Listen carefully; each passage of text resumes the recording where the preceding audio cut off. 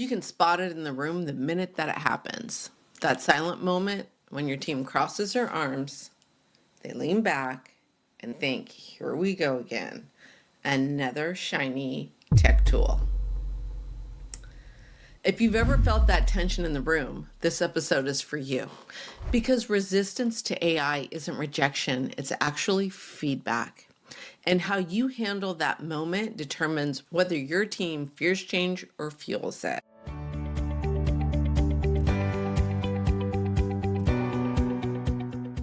Hi, I'm Teresa Youngkin. I'm a health informaticist and AI strategist.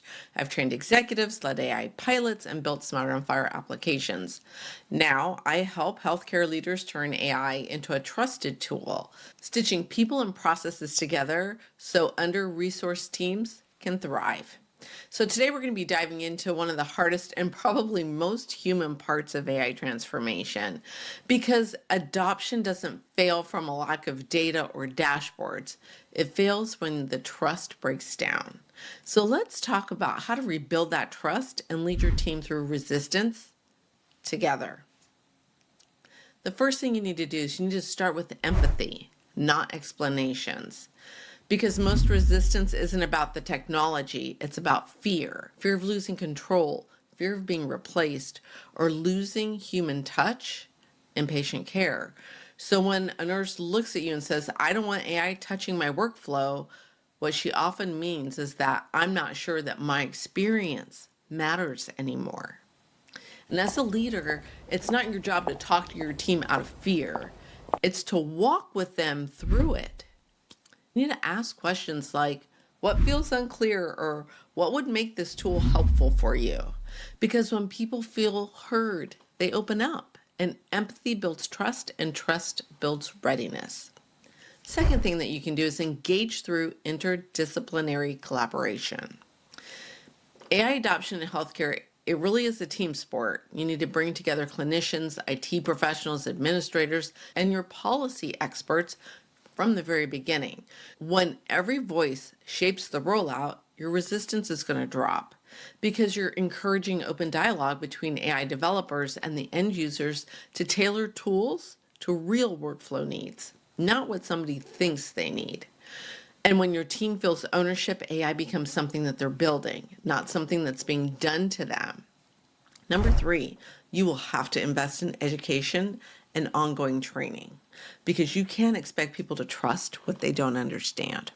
You need to implement targeted training that improves AI literacy, and it shows how AI supports them, not replaces them, and that it serves for better clinical judgment. You can offer workshops, mentorship, pilot projects that will allow your staff to experiment safely. You need them to build confidence, and confidence will build trust. Identify change champions and empower your leadership. Every transformation needs early adopters, and those are the people who lean in first. Identify those champions, train them deeply, let them mentor their peers. Shift your own leadership style from directive to coaching. Support over pressure will always create momentum. So when your team sees your colleagues model curiosity instead of fear, that resistance is going to turn into readiness. Communicate with transparency and integrity. Transparency is the heartbeat of trust. Uncertainty is going to grow in silence. Explain the benefits, explain the limitations, and how data privacy and safety are going to be protected. So speak early, speak often, speak human. If your team trusts you, they're going to trust the tools that you're bringing to the table. Phased implementation and continuous feedback. AI adoption isn't a light switch, it's a dimmer. You start with low-risk pilots, you measure the impact, and you collect feedback before you even think about scaling. Those early ones become proof, and it also gives you time for your organization to adopt. A 10-minute time saver or a reduced error rate, it does more to change people's minds than any PowerPoint slide deck that you're going to put together. Keep listening and adjusting. Continuous feedback helps to keep trust alive. Regulatory engagement. In healthcare, compliance and patient safety are non-negotiables. Stay in regular communication with regulatory bodies like FDA or CMS to ensure alignment. If you're not there, go to your attorneys, go to your compliance department, go to your lobbyists. When clinicians see safety and ethics baked in from the start, their confidence will rise. Address emotional and cultural barriers. Acknowledge the elephant in the room.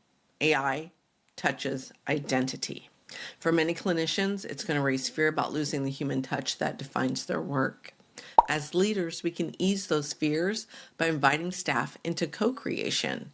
Show how AI gives time back for care, not less time. Tell stories, show technology, and enhance those relationships. Show that it's not erasing them.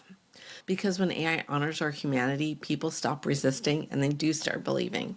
So when your team resists AI, remember they're not defying you, they're asking for some reassurance. They want to know that they'll still matter in the future of what you're building. Lead with empathy, include every discipline, educate and coach, communicate openly, face strategically, and protect the human heart of healthcare. That's how you turn resistance into readiness and fear into trust. If this resonated with you, DM me on LinkedIn.